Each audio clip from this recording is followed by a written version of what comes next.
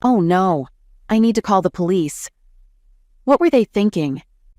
I got attacked by a woman around 35 years old wearing a hat and dark glasses. Can you guess her age? That's the best description I could manage. I'm having a hard time understanding this. Let me start from the beginning. Maybe it will make more sense. I'm hoping that by writing everything down, I can figure something out. The shock of being attacked without reason in public is so different from anything I've experienced before. I just can't wrap my head around it. Just a few hours ago, life was great. I had a wonderful life, a beautiful home, money in the bank, and a husband who adored me. But that's not why I was so happy leaving the office on Monday. It was for a more private reason. My husband was away on business, and I had plans with my lover John when I got home. John is a recent addition to my life, and he's taken me to new places in bed. That's why I was walking to my car with a smile on my face. As I approached, I felt a hand on my shoulder. Hoping it was John, I turned around, only to be met with a fist to my face from an angry woman. I barely had time to see her face before falling to the ground, letting her kick me in the back without a word. Eventually, she left, and fearing she might return, I called for help. The ambulance took me to the hospital. I arrived before the night rush, so I passed out a bit and was quickly attended to. Besides a split lip and some bruises, I was okay. They warned me about delayed concussion symptoms and told me to ice the bruises before sending me home. The police questioned me, but with a vague description of a slender blonde woman in a hat and dark glasses, catching her seemed unlikely. I couldn't even tell if she was a natural blonde or give a reason for the attack. I asked the police for a ride back to my car, but they said it was against the rules. I tried to put on a smile, but my lip hurt too much. Attempting to call John for a ride failed, so I had to call a taxi. My new plan for the evening was painkillers, maybe vodka, ice for the bruises, and a long bath until it was time to call my husband. He always knew how to help me make sense of things and make me laugh when I was sad. I wouldn't be surprised if he dropped everything and drove 4 hours home after hearing what happened. I guess I was always his priority. I had only been home for about half an hour. The bathtub was full and the ice was cooling my martini when there was a knock on the door. Thinking it was the Chinese takeout I ordered, I opened the door. The next thing I knew, I had vague memories, and as I tried to sit up, my head hurt terribly. Something had dried on my face. Scratching a bit, I found blood under my fingernail. Panic set in as I felt my entire face gently. Thankfully, my nose wasn't broken, but my cheek was, and I had a black eye. Turning my head slowly, I saw dried blood spatters on the floor. Continuing my inspection, I found a lump on the back of my head and a bruise, likely from hitting the floor. Despite the pain, I straightened up. Hallucinations and flashes of images played in my mind. I distinctly saw a stocky woman with long black hair and almost bushy eyebrows, her face hidden by a scarf. That's all I saw, except for a wooden handle or bat flying toward my eyes. I woke up embarrassed, still on the couch. The clock showed 5 a.m., and I had a terrible headache. Every movement felt like a bowling ball hitting the walls inside my skull. As I staggered into the kitchen, I felt pain in my groin. The attacker must have kicked me there. I swallowed 2 painkillers and staggered to the bathroom. The mirror revealed an unpleasant sight. Whatever they slapped me with, my nose was okay, but my cheek was broken, and I had a black eye. Who are these people? This woman and the one from this afternoon. What's going on? I didn't think I had any enemies, even though I'm a real estate agent. I wondered if I should call more than one ambulance, but decided against it. Yesterday afternoon, the doctor advised me to watch for delayed concussion for 8 hours. It's been longer since I got drubbed the second time. I also thought about calling the police, but chose not to. Our front door wasn't visible from the hotel grounds, and I had less information to provide than last time. One woman accidentally attacking me is one thing, but 2 is just weird. Despite the late hour, I decided to call Dave. He would know what to do. Oh no, Dave. What did he think when he tried to call me last night? Like he always did and I didn't answer? He would try calling my cell phone and home phone and then ask where I was. I hope this didn't make him think I was sneaking out of the house when he wasn't here. I've always been incredibly careful in my dealings, Wouldn't it be ironic if a false tip gave me away? Taking my mobile phone, I checked how many missed calls there were from my husband. Strange, but there were none. I picked up my home phone and dialed the number to get a list of my latest actions. The last unanswered call was made 3 days ago. What the? I couldn't remember the last time Dave didn't talk to me when he was gone. In fact, it was part of my safety net that I would routinely call him on his hotel phone, citing the supposed dangers of using a cell phone too much before going to meet my lover at a motel or on very rare occasions, inviting him out here. This reminded me that I had called John on my cell phone the previous afternoon and had not yet deleted the recording. I wasn't stupid enough to store his number in my phone, and without a trace, there was no evidence. There were several photos on it that should never have seen the light of day, but my phone was the only place they were kept, and they were hidden there. I also made sure it wasn't locked with a regular password or one of those boilerplate items. Just my fingerprint and a huge, strong password. Dave thinks it's a work requirement not to share my password.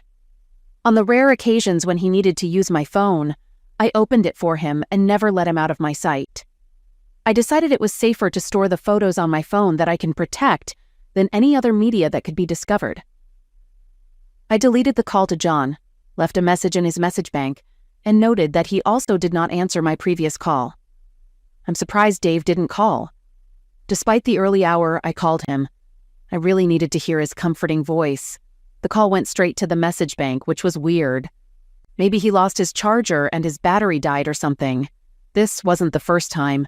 By this time, it was already after 5 a.m, and I had a show.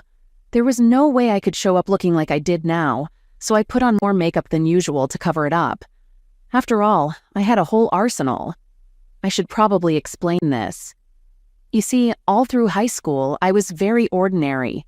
You've all met those who watched from the sidelines as all the boys worth their salt ignored them to go after the athletic, popular, bright girls. Although I was proud that I was not like some other plain ones, they exposed themselves to everyone, mistakenly believing that being popular meant they had succeeded. Thus, I haven't any relationship when I left school at 16. My parents were not overly ambitious towards me, and were happy to support me as I attended a series of evening courses to gain some administrative qualification while I worked as a waitress. In my spare time, I lost my purity to someone who, I realized too late, was a smart carnivore. I realized this when, the next morning, after a quick, not convenient closeness in his hotel room, he asked me to leave. I chalked it up to experience and thought that this episode had made me an expert at choosing carnivores. That did not happen. My next 2 closeness encounters ended just as disastrously. The one after them was a guy with less experience than me. Here, I already left him after the first night. This is how I sailed through life until I was 20. That's when Dave came into my life. Dave was a year ahead of me in school and seemed to be my male equivalent. He was tall and thin, but nothing else about him was striking. We got to talking at the restaurant where I worked, where he invited several clients to lunch. After the first meeting, I learned enough to understand that he was a man with a clear career plan and determination to get things done. I accepted the date, and the rest, as they say, is history. I hooked up with him about 2 weeks after meeting, and it was clear we were both new to this, making it awkward. We were both open to learning and used each other for that. If I had to describe my life a year before he turned 21, I'd say it was good. I had a boyfriend who was growing and clearly loved me. We weren't invited to fancy events, but we didn't mind. We moved into an apartment, and I was taking a real estate course paid for by Dave when my crucial birthday came. Dave celebrated his first big bonus by treating me. I got my own car, a voucher for 2 days with a beauty consultant, and a bigger engagement ring than I expected. I said yes, drove the car, and delayed using the voucher. Oh, I wish I could tear up that voucher. Then I could have a husband with his phone on and a face without bruises. Dave reminded me about the voucher, but I was busy planning a simple wedding. We didn't have many friends. In the end, I decided to use it for a little treat for myself before the big day. That's when I found out it was for 2 days with Caroline, an elegant woman in her 30s. I don't know what qualities she had, but she knew how to showcase femininity. Our first stop was a hairdresser, where I had a major makeover. I have to admit I was nervous about how it would turn out. The rest of that first day was spent shopping. Caroline took me to upscale stores, and later that evening, she used my phone to ask Dave to update my credit card. At the end of the day, looking in the mirror at my new hairstyle and clothes, I almost called Caroline to tell her not to worry. The next day, the hairstyle and clothes truly made me beautiful. The following day, at the salon, I got pampered with a pedicure, manicure, facial, and scalp massage. Then I met Colin, who claimed to be more fun than a tree full of monkeys and, if you believe him, used to be a beautician for some famous stars. He and Caroline transformed my face over the next 2 hours, including some corrections. I wasn't allowed to look until they said I was perfect. When I saw my reflection, I involuntarily took a step back. That's when Caroline's true genius emerged. The clothes and hairstyle that seemed out of place before now framed a face that I had to admit was beautiful. I couldn't believe it. The change was stunning. Caroline made me look up from admiring myself for Colin's 2-hour lecture on how he uncovered the natural masterpiece that was me. I thanked him and Caroline for this life-changing experience. If I had known how it would actually affect me, I might have been shocked. Dave did a funny double take when I got home, but quickly recovered, telling me it just showed me as he always saw me. That night was the wildest in bed, and 3 days later, we were married. The honeymoon was confusing for men, and handsome guys who never paid me attention were now vying to dance with me. I supported them when Dave didn't mind. He was the first to admit that dancing wasn't his favorite. Despite all the attention, it still didn't hit me that the game had changed. This realization started when the wedding photo album arrived. I saw that I was absolutely stunning, and for the first time, I felt that I had married a man a bit shorter than me, noticeable in various settings. I probably feel this way deep down, even today, which is neither logical nor fair. What have I achieved in the 5 years since my marriage compared to Dave? He built his business and was on his way to becoming a millionaire. I used my looks to sell real estate. Despite the unequal success, for some reason, I felt superior. 5 years later, after revealing my true self, I became popular, praised, entitled, and within 6 months, an unfaithful wife. In my defense, resisting temptation was extremely difficult. Suddenly my mind, which believed my body was a 5 out of 10, was pursued by men who were 9 out of 10. It took waking up with a third such man for me to realize they were just more attractive versions of the carnivore who took my honor. From that point on, I had complete control in choosing my partners. Now, with my bruised face, I decided to put on a good layer of concealer and foundation. Feeling sorry for myself, I attempted to call Dave every 15 minutes, but had no luck. It took an hour and a half of layering until I managed to hide everything to my satisfaction. Unfortunately, I had no success in communicating with my husband or explaining the strange behavior of the two women. To ease my loneliness, I made coffee and drank it, feeling more alone than I had in years. Making friends with women was always a challenge for me, and with Dave's unresponsiveness, I found myself isolated in my darkest hour.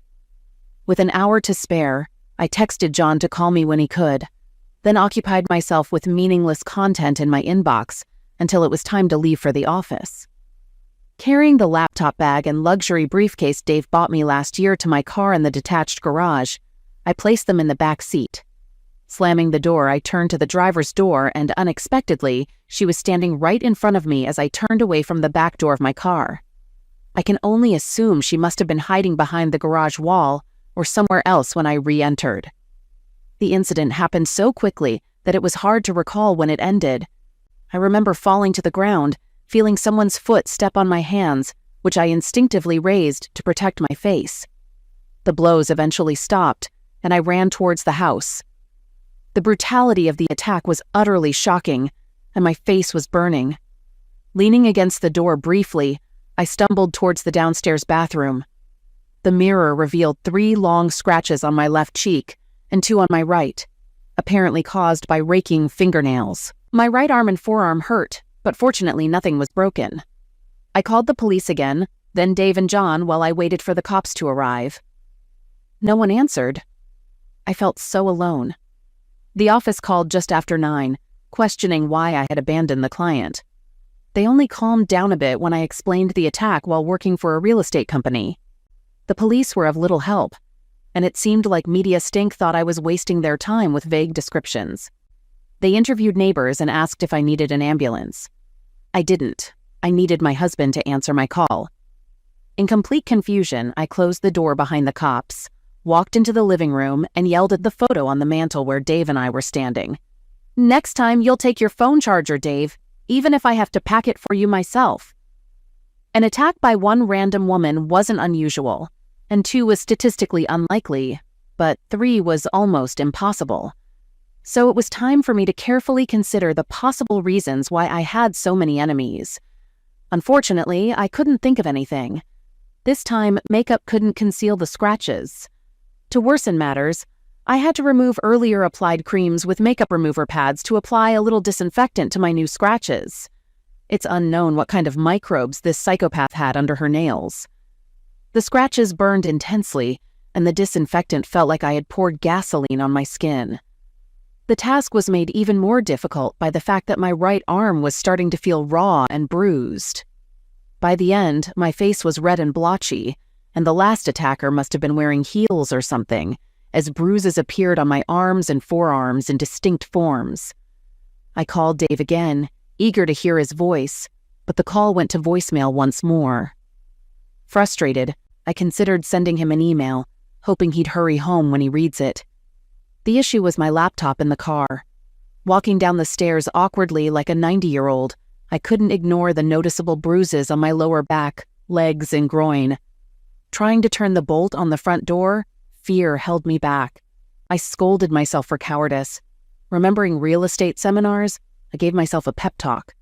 The motivation behind the beatings was a mystery, but after the 3 women took out their anger on me, it seemed like a case of mistaken identity. That's what I thought. Now thinking logically, I considered viewing the garage from the back door to surprise and ambush someone. Walking from room to room, checking windows, the route to the garage, I realized there were blind spots. The secluded backyard left me vulnerable without witnesses. My phone rang. Dave. Finally, I rushed towards it, ignoring the protest of my bruised and battered limbs. I was disappointed. It wasn't Dave. It was my office arranging a meeting with a client at a hotel in 30 minutes. Excuses about being injured fell on deaf ears. They were working lean, and if I couldn't handle it, they made it clear they could find a replacement. The challenge remained, getting to my car safely. A light bulb went on. I'd call a taxi. I did just that, giving very specific instructions about parking in the middle of the driveway where I could see everything from the house. After all, there could be someone hiding behind the garage or behind the hedge on the property line. But of course, with the taxi driver as a witness, I would be safe. While waiting for the taxi, I did everything I could for my face. 10 minutes later, the taxi horn prompted me to make one last visual check outside, and then an awkward dash to the safety of the taxi. I didn't really relax until we were a block away from home. The driver was a woman, which worried me, but after she asked where I was going, she lost interest in me. 15 minutes later, nearing our destination, I realized that I had eaten my fill. The house keys were in my briefcase in the back seat of my car, parked in the garage. Ordering the taxi back would make me at least 25 minutes late for the meeting, and the client might well be very indignant at being set up a second time and demand my head from the agency. I decided to somehow get through the scheduled meeting. I could show the client the exterior and report some bureaucratic mistakes with the keys. I'll almost certainly miss the sale, but hopefully I won't get fired. I called Dave again before reaching home, waiting half an hour for the client, who arrived by taxi. She was a tall, dark-haired woman around 30, quite pretty except for the eyes hidden behind dark glasses. Carrying a trendy, huge bag, she looked at a paper, then walked towards me, swallowing my excuse for the key fiasco, but looked irritated when I explained that the best thing I could suggest was to walk outside looking in the windows. Luckily, I knew everything about the property by heart, so I didn't have to refer to any notes also left in the briefcase. I knew in my heart that if this house didn't sell quickly, the owners might lower the price enough for Dave and me to buy it. It was a beautiful green area, populated by young urban professionals. Dave and I would fit in perfectly here. We walked out into the backyard, where I pointed out a spacious art studio located separate from the main house. After I finished listing its features, I walked over to the master bedroom window and peered through the gap in the curtains to see how good the view was. I heard an inappropriate sound behind me. Looking back, I would describe it as a clicking sound. I turned and noticed the client holding a telescopic baton, one of those self-defense tools often advertised in women's magazines. Her cute expression turned into one of distorted hatred. I believe she hissed a bad word before swinging the baton forcefully at my head. The blow hit my hastily raised forearms, causing excruciating pain, and I actually heard a bone crack. I think the woman, in her furious state, heard it too. Her anger seemed to fade as she stood there watching me scream, lowering my hand as the pain overwhelmed me. However, some residual anger remained, and she struck the side of my head. I absorbed most of the blow with my undamaged hand, but it still knocked me to the ground. When I came to, the wild woman was gone, leaving me completely alone. Even though she disappeared, something fell from her purse when she pulled out the baton, a piece of paper that I saw her stuff into her bag. When I examined it, I found a photograph, about a 5 size, lying face up on the ground. It was a familiar image, one of my favorites. I was perplexed about how this crazy woman got a copy. It was a selfie I took about 3 months ago, capturing in closeness moment with John. My phone was in my outstretched hand when I took the photo. Despite everything, I had the strength at that moment to press the button, and the excellent framing was purely luck. Recalling the crummy motel room we paid cash for, John and I, eager after weeks without closeness, engaged in dirty and rough closeness.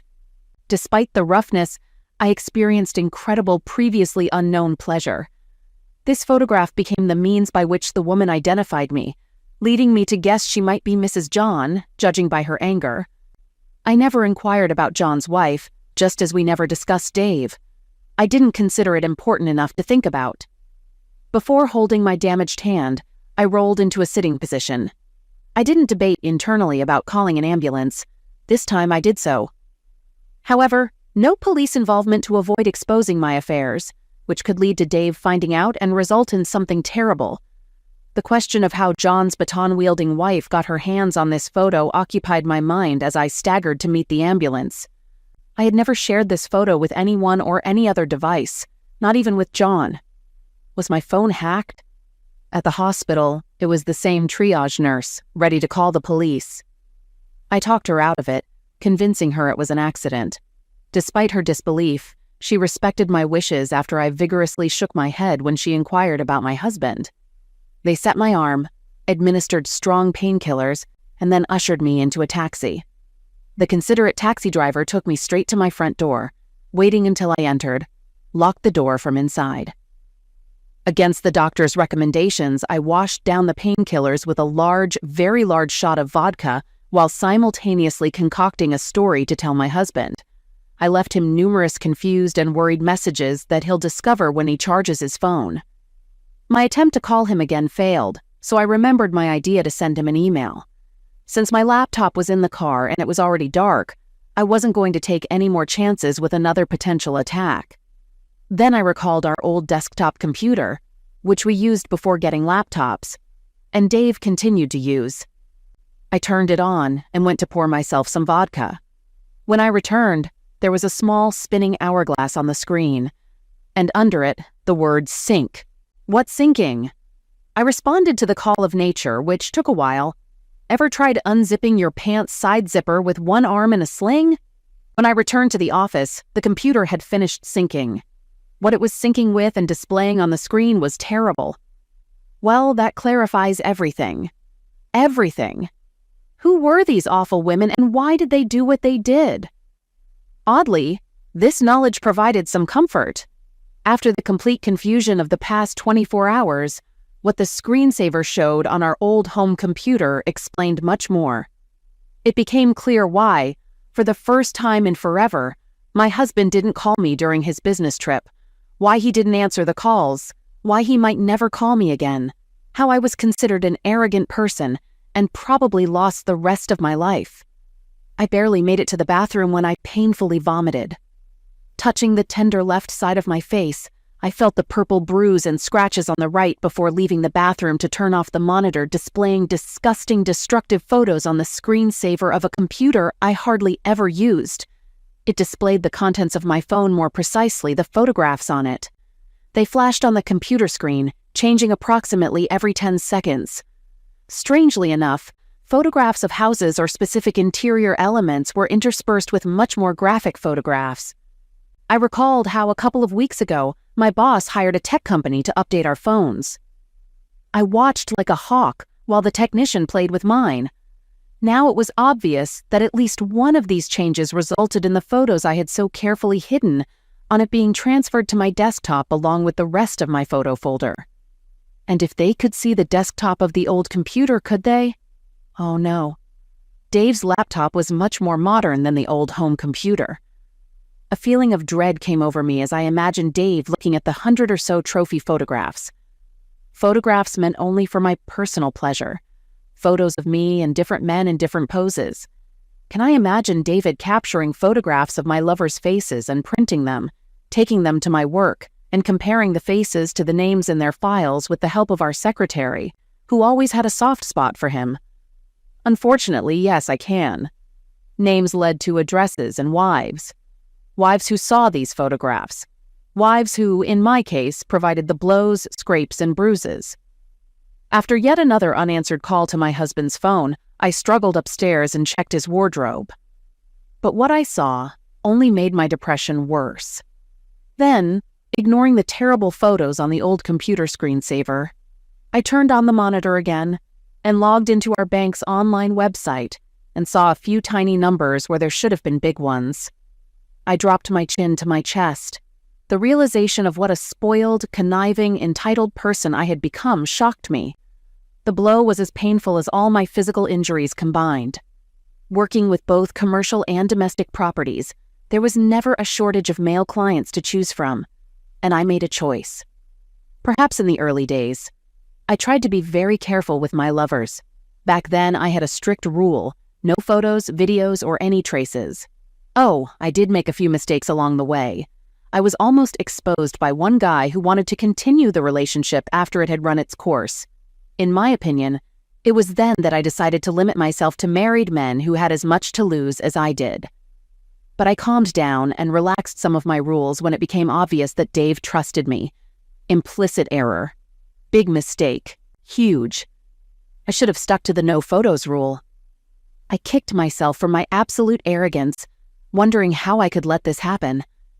I became the popular girl I dreamed of being in school, and somehow had to back up that popularity by sleeping with all the hot men. My mistake was thinking that my marriage could withstand the truth about its real nature.